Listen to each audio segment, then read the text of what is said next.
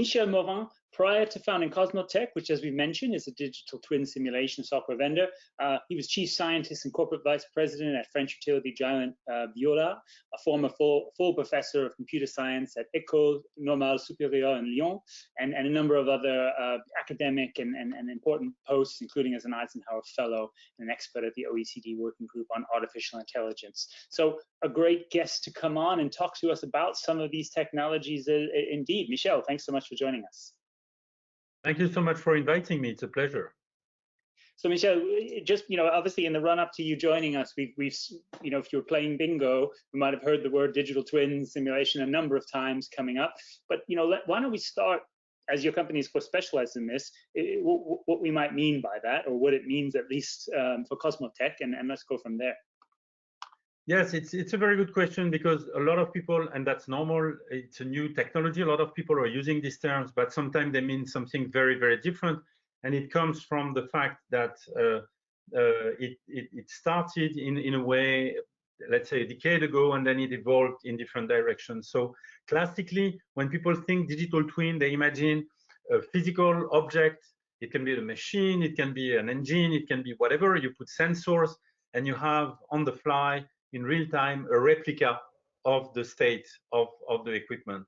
So because of that, people always think of digital twin as a 3D, 3D representation, visualization, but a 3D object.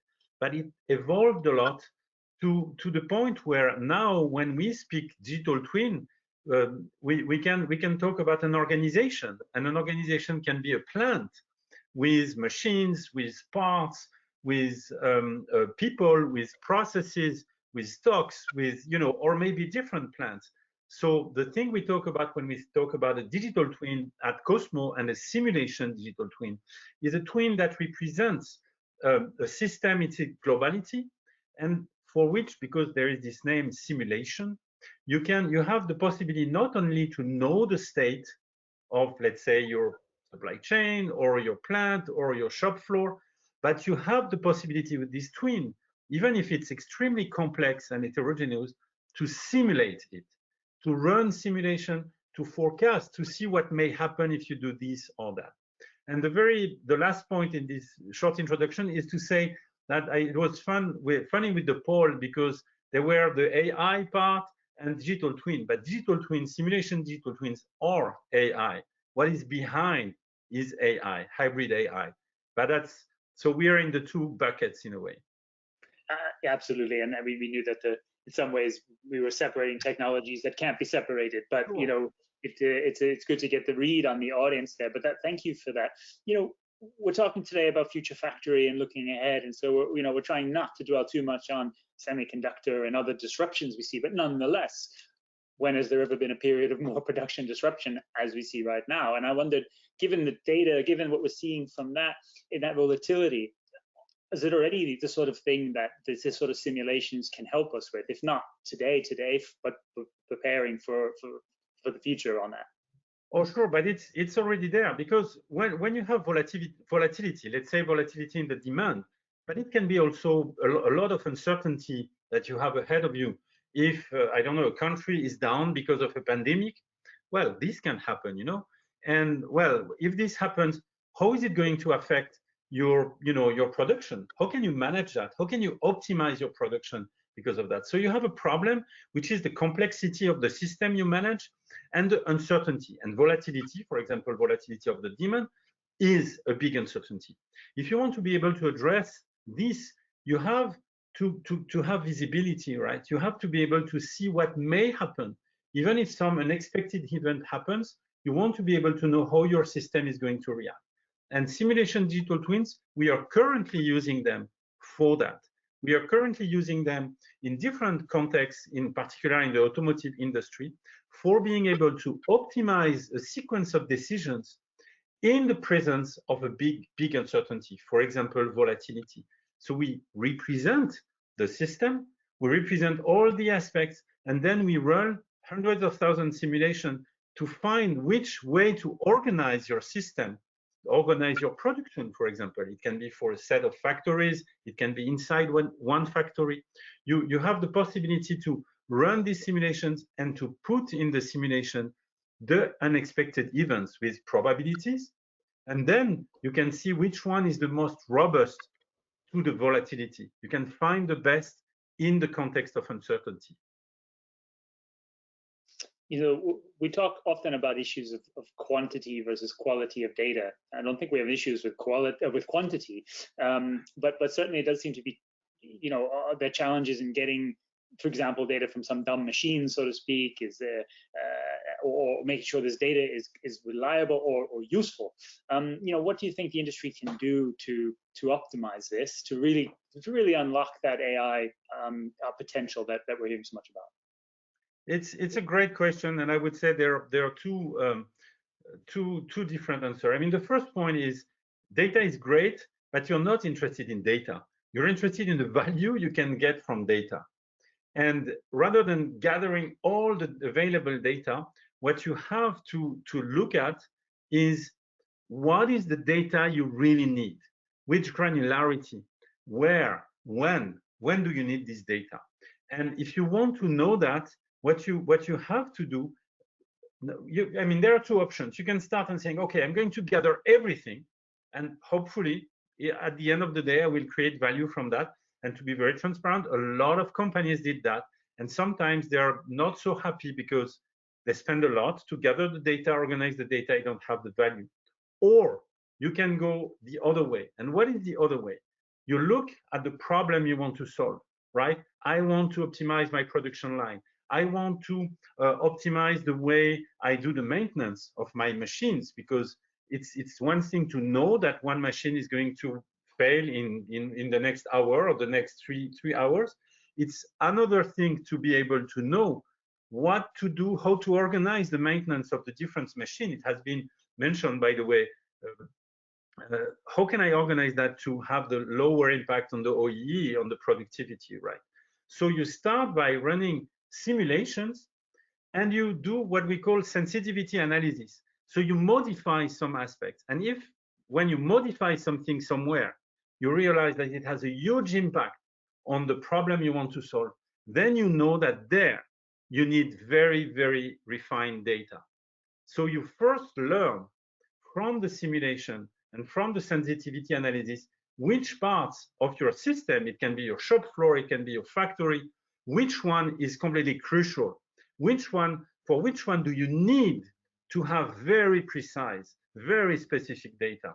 And then you invest to have the data you need to solve the problem, which is your problem. That's the way I would suggest to do. We've spoken before. You've talked about the need not just for data, but also the data of the future. Because that's what's really going to help. So again, you've probably given some good examples there, but how can the industry better leverage this data today to actually, see it as data as the future and build the factory of the future? It's very important. And by the way, it's related to one point that has been mentioned by Henning about the acceptability and about the fact that, okay, the big question is, we are doing great technology, we're doing innovation, but what is it going to be used for, right? That's more or less about same thing that I was saying before. So how can I be sure that it's going to be accepted and that it's going to provide value? And from my perspective, the best is to start from a real problem, a problem that the guys on the shop floor, or having headaches of every day, or the problems at different levels in the company, but people are really suffering. And even if the problem is not too big, you're going to say, okay, let's try to solve this one.